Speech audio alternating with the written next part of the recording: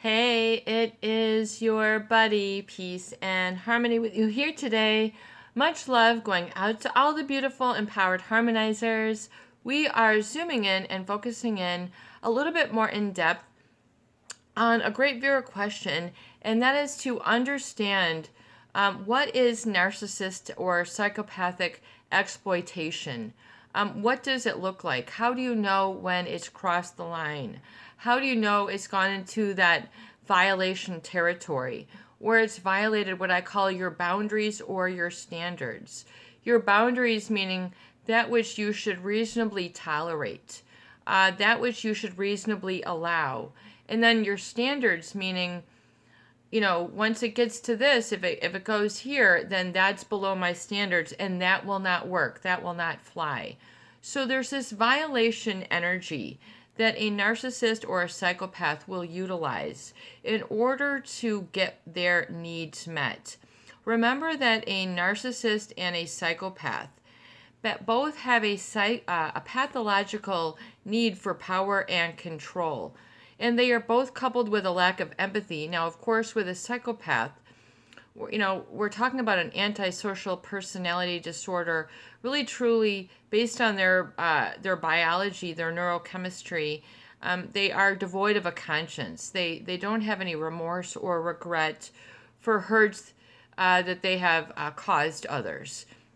In fact, oftentimes they get actually more of a feeling of reward or satisfaction when they see others suffer. So it's a very confusing, sort of perverted situation that people will find themselves in a relationship when they are exploited by a narcissist or a psychopath. And exploitation, the word, basically is the act or the fact of treating someone unfairly in order to gain or benefit from their work. So it's the act or fact of treating someone unfairly in order to benefit from their work.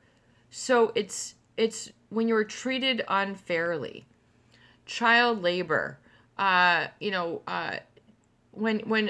things, the land is treated, violating certain laws, chopping down huge swaths of rainforest for getting your cattle. This is like a parallel of what exploitation looks like. So there's usually an unfairness or an injustice experienced on the other party. And oftentimes those people are of the naivete, they're green, they're young, they're immature, they're unknowing, they're unconscious, they're unaware, they're inexperienced. They do not know how to identify and handle a situation when they are up against exploitation. Oftentimes, good-natured people, good-hearted people are the generous people, the empathic, sensitive, caring, considerate, the people who would drop anything to help you kind of people. These are the people who usually find themselves attracted like magnet to steel to these types of relationships, especially if they have experienced this being set up from early life or, beginning relationships where this was also a factor. Because it gets played out again and again, just like ripples on a ocean. It gets just played out again and again and again. It gets repeated. And exploitation is where, so there's an unfairness. But usually I would say the red flag for those people who find themselves that are good-natured, they always see the good in others. Oh, that person's so stupid. They are ignorant. They are always seeing, so in other words, these are your people who see the good in others. They want to help out. They want to, oh, of course I can do this. The yes people. In other words, it becomes with something small and then it becomes more and more. But usually it's underneath your nose where you are not aware of the deception happening. This is what is so dangerous. This is what is so serious. People do not realize that they are being made a puppet, which is not a proper way to live. One must be able to pull their own strings. The narcissist and the psychopath are master emotional puppeteers. This is manipulation, and through the deception, which is very high level, meaning it's at the degree and to the extent that most people don't have the ability, skill, audacity, need, requirement to engage in. So they would never think of this. They would never suspect it. They would never engage in. So they don't see it coming. It's kind of like emotional camouflage, this deception from a narcissist or a psychopath. And these people are generally very engaging, very charming. They want to come out bigger than life. They want to fluff themselves out. Remember, these are, your lions. These are your people who want to, and who are, dominate and rule the roost. These are your intra-species predators, Dr. Robert Hare. This is not, this is not just, they want to have, they want to control the finances. It's just, there's more than that. There's much, much more, which is more than meets the eye in exploitation. So, in other words, there are certain methods of the social relations that the narcissist or psychopath will engage in order to usurp or sort of draw out whatever it is that they need from you. The narcissist will tell you that they, quote unquote, need people. They need the social constraints of validation, compliments, ooh, ah, applause, admiration, center of attention. Everybody is rewarded by different things. Some people like intrinsic rewards. Some people like extrinsic rewards. I know we're talking about a lot of psychological info here. An intrinsic reward, which would mean something that is internally motivating to you, internally satisfying, and then extrinsically motivating means that there's something outside of you. Well, the narcissist and the psychopath, they become way too extreme external motivators to other people. In other words, these are your people who want to have undue influence and impact to the adversity of the other in order to fulfill their needs. And it's usually completely blind. So, the other party is completely blind to the fact of what is going on, that they are being denied, neglected, not attended to, especially not validated, and not validated consistently. So there's this inconsistent, what is known in psychology as an intermittent reinforcement that keeps these sort of bonds really, really stuck and nailed in place, very resistive to change, meaning that you don't want to get up from it because you've, just like if you were at a slot machine, if I play a little more, then this will happen. So it's this sort of intermittent reinforcement. So, they will give you the certain rewards or things that you need to hear. The psychopath will tell you, they will tell you what you want to hear. So as if they're like fessing up. A psychopath will profess to you, like, after you've exposed them, I was just telling you what you wanted to hear. So they tell it, this is just part of the deception that is part of the reward. That they will sort of size people up and not connect with you on the authentic, genuine, because they want to share and they want to travel together and they want to have a dinner and they want to make things and all these fun things that couples or families or companies can do together and achieve these great things. It is more that the narcissist wants to have one big heap over on their end and make sure that yours is different. So they just do not like sort of the self-efficacy of certain people, certain situations, and they will then, want to exploit or take for themselves. They will basically help themselves to other people, and especially prey on them in their needs to belong, their need for comfort, their need for love, their need for shelter, their need for food. I mean, all these primal needs, all these, primal meaning This is just intrinsic to who you are. This came with the the package with you, So you come with these needs to have relationships, to belong, to have being accepted the way you are. Accept, take me as I am, Joni Mitchell. Just beautiful words that she wrote on her work called Blue. And so, that is what people want, that acceptance. Take me as I am. This is just me. I don't have to appear as if, armor as if, in order to pacify or please.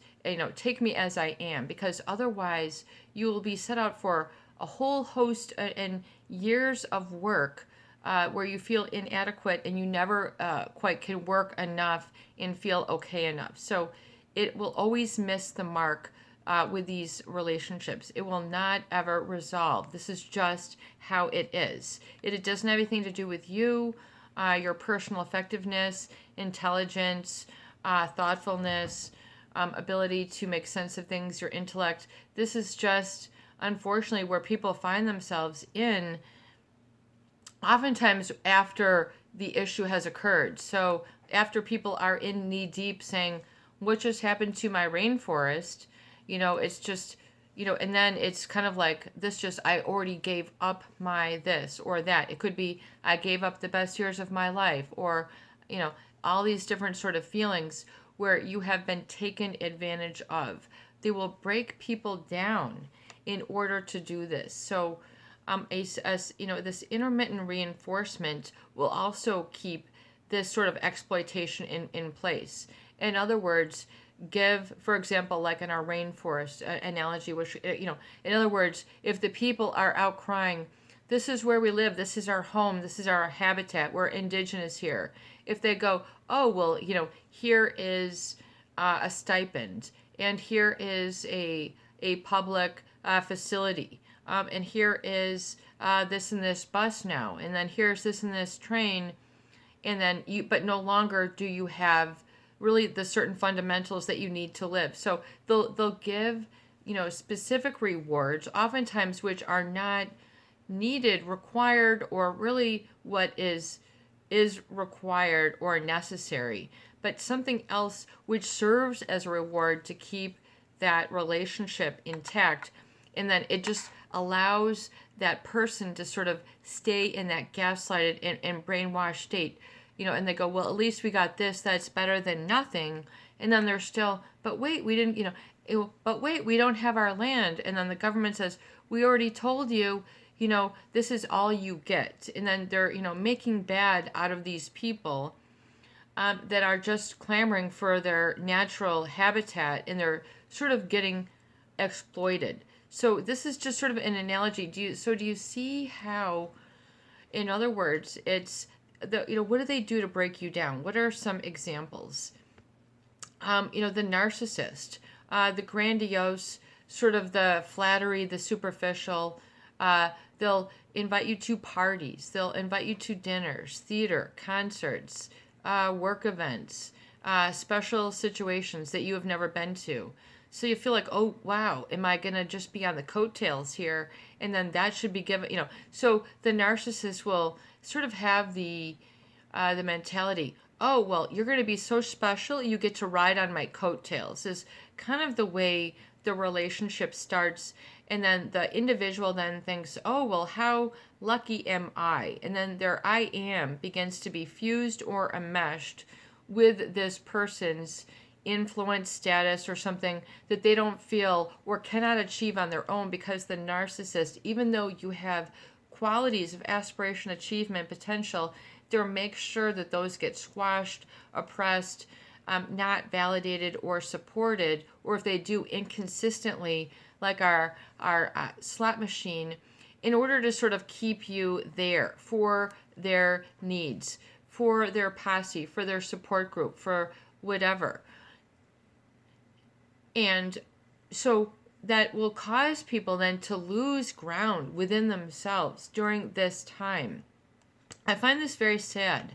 I find this very tragic because, human resources are limited, and so to treat somebody without respect of their limitations, the narcissist, we're talking about the narcissist and the psychopath exploitation, we'll get to it in just a moment. I sort of put the two together because I think people who experience the victimization or sort of this sort of experience have similar issues and a struggle with this on a spectrum as well. And so they both need similar types of healing. So when this occurs, when this imbalance occurs, the narcissist will break you down through that sort of assumption, sort of I'll give you your shine if you don't have a shine. I'll give you a companion, in other words, so they'll try to be, it'll be as if, they are better than you and that's a welcome thing, and then you can compliment them, but you'll find that things get out of balance very quickly. In other words, it should be 50-50, 60-40, but then it gets 60-40, 70-30, it's all about them. And then pretty soon, to the point where you realize not very much is about you, but you've been broken down through what you have given, through the time, through all the sundry things that you have. And you will know this. You will know what your special place is for the narcissist in what you give them. And so it is very difficult to limit that and to not give whatever that is to pacify or please the narcissist. This is the foundation of codependence and people pleasing and disempowerment, giving away your personal power. Almost agreeing to your ineffectualness is a very bad commitment to make to yourself, to say, I am ineffectual. I am not good enough. That's a very bad proclamation to make to yourself. That leads to self-sabotage. It leads to a whole host of other unnecessary errors, accidents, things of this nature that can be avoided. It can be avoided unequivocally.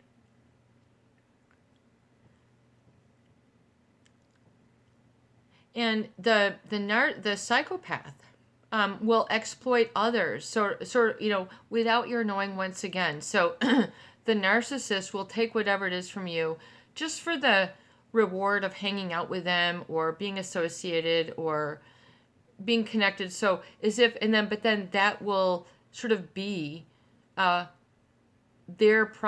they can walk away. In other words, you will just sort of, I think the narcissist is just like, that you get to bask in my presence for just a moment. That should be reward enough. It's kind of like what the narcissist is like. And then when they want to leave the relationship, they'll kind of feel like they're walking away with the lamp and they're leaving you in the dark, as if they're the only one with light, with strength, with charisma. They feel this way and they will invalidate you, but that couldn't be further from the truth. You have your own light, you have your own potential, passion, and really that can develop to the best of your ability. And what is truly there that has been crying for expression, if it didn't get derailed or distracted, oftentimes by this sort of over obligation, over attentiveness that the narcissist will require in relationships. And once again, people usually don't realize it until some time has passed and they go, wow, I just feel like I end up empty-handed. I feel like I give it all to this person and I don't have anything myself. I feel like, they just keep getting more and I keep getting less. They keep getting bigger, all these different things. So this is a testimony to sort of how the narcissist will try to live to sort of deny and hold others back or down, which is exploitation. You're being taken advantage of, your resources, not being shown how valuable they are, and just sort of getting away with it. So you need to place a little bit more value on yourself. It is not it is not healthy for you to underestimate and lowball yourself because you will get taken advantage of. You will throw yourself and fall for this. You have to be aware of this. And then, of course, the psychopath, they have a whole pre-calculated and premeditated game plan for whatever it is that they want from the relationship, that they are going to design and work towards. And they can work for this for some period of time, for many years, to get whatever it is that they want. And they will want whatever it is that they want. They don't feel a need to explain or justify. They might want a door handle. They might want a chair. They might want a book of business. They might want your job. They might want you out. They might want you losing all your business while they succeed. They might want you losing your relationship while they go off on a new honeymoon. They might want you to get, fall head over heels, and then they've got second and third affairs going on. So with a psychopath, we're talking about this breaking down is at a whole nother level. These people will have double and triple lives, completely lying with no remorse, no guilt, no flails of concern for doing any moral wrongs. These people do not have any pangs of guilt. These people can fool doctors. They can pass lie detector tests, which means the normal physiological indicators when someone is lying are not indicated in the physiology of these people. They do not experience emotions the way that other people do, like love, freedom, humanity, brotherhood, liberty. What do these things mean? Even though they can be very abstract, you kind of know it, and you might kind of know it by its absence. But a psychopath, to all this is very cerebral. It is all very intellectual. It is all learned. It is all surmised and picked up and observed from their environment. So they don't go and throw their arm around someone to give them a kiss because they feel affection. They do this because they see that this is what other people do. And they go, wow, well, for me to fit in and appear as if, I must do this. I don't know why someone wants me to buy them flowers, but looks like they love flowers. Here you go. Here's some chocolates, and it's not, so these are, these people will give gifts, and they don't have the joy of giving. If anything, it is all sort of a calculated, very, very specific, like a stepping stone to get where they want. So these relationships, they will rotate through them almost like a merry-go-round, I think is the way to kind of, and people are oftentimes agape at the degree to which they can pick up and go after they have left a relationship, or that they can have a fight. And then 30 minutes later, in other words, you're calling it quits, it's a divorce, I just found out this, I found out that. And they're like, yeah, so do you want to go get some ice cream? I mean, it's as if nothing had happened. They don't have any sort of understanding at all that they have hurt, or that this would mean the relationship is over now that this has happened. To them, if that's the case, then they will quickly find another. So the exploitation of others in a psychopath is when they really break people down. It's even worse. It's even more of it. It is a psychological hijacking. I use that expression in no light terms. And it is not something that people feel that they can escape from or grow away from. So for a lot of people who have been victimized, it can be very terrifying. So I've created the channel to be sort of a lighthouse, to be a safe place, to be a place of recovery and open arms for you folks who have had this problem from the get-go, from the launching pad, from the starting box, from your teens, from your 20s, your 30s, your 50s, or beyond. So all of when you have exposed or discovered this, especially now with the information age, you have so much more access to information.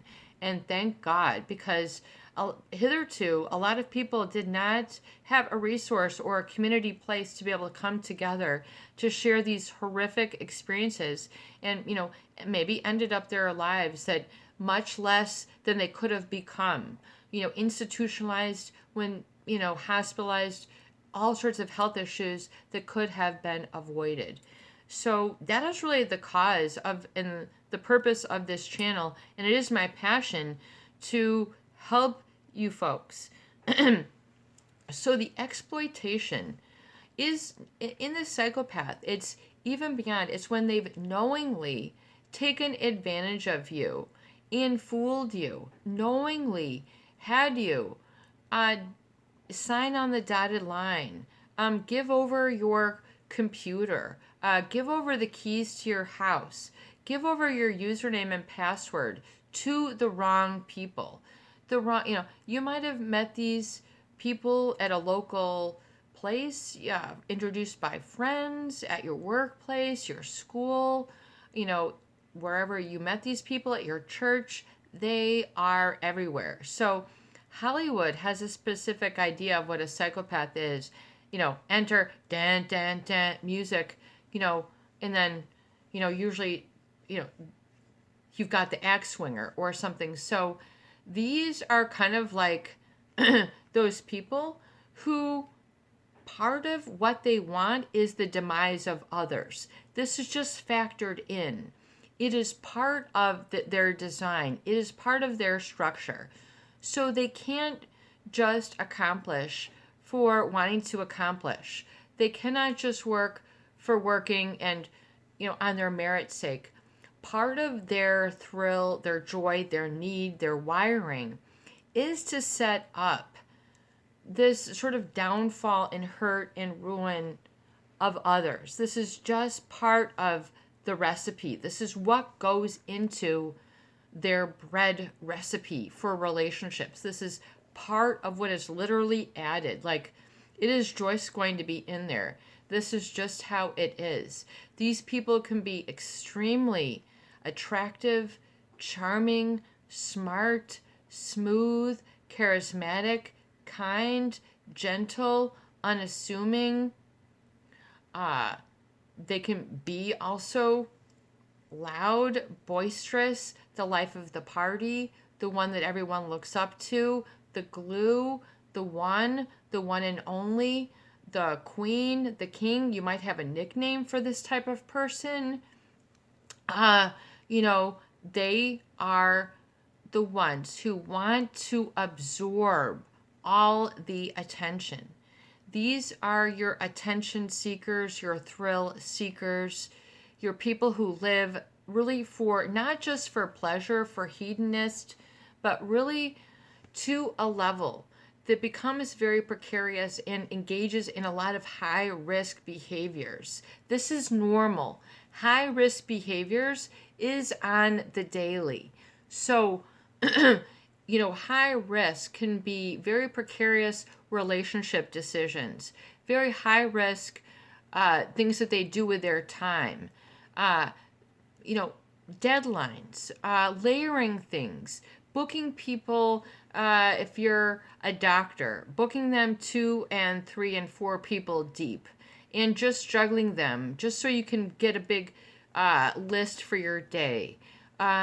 These are people who will exploit the neediness of others and sort of give them something to wet their beak, so to speak, but leave them with the vast oasis of a dry desert that used to be their lake. In other words, they will give this very appearance as if, and they can be the appearance better than most people. So these are your actors, your Brad Pitts of the world, and I'm not saying Brad Pitt is a psychopath, but these are your A-listers. These are your top talent. These, when there's all different gradients and levels. And when you get these people who are intelligent, business-minded, or musical, or have a wit, or a charm, or a contagious laugh, or a way with business. I mean, these are people who you go, wow, how did they do that? They just got from A to B, in 0 seconds flat, and it takes everybody else 9 years. So these are your people who are your magic makers. Wow, that guy, I don't know how they do it. I don't know how she does it.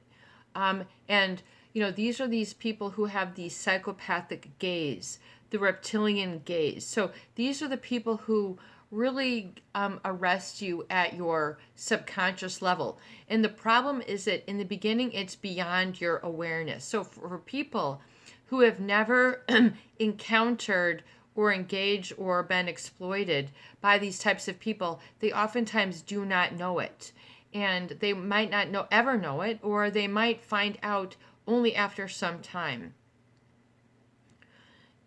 And so they're at that reptilian level. So they're kind of like the stealth of the seduction world, the stealth of the business world, undetectable to the eye, to the ear, to the nose, to the anything. So these are your people who will do all sorts of dirty work behind the scenes. These are your dirty players, but who come looking like they're just, they're the best thing since sliced bread, and they could not be anything further from the truth.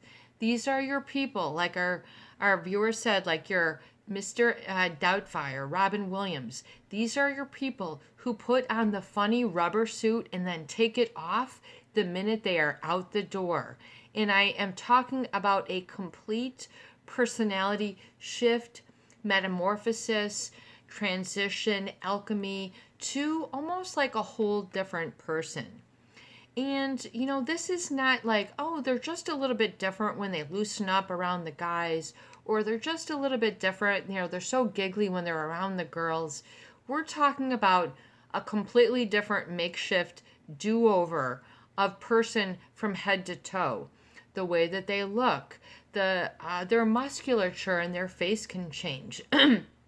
Their eye color or their shine of their eyes can change to be from shiny and glowing to dark, empty, and very scary, very, very cold, subarctic emotional levels. Because a psychopath will tell you, they sort of, the way I understand a psychopath, the way they have, in my encounters, in my relationships, I've had some time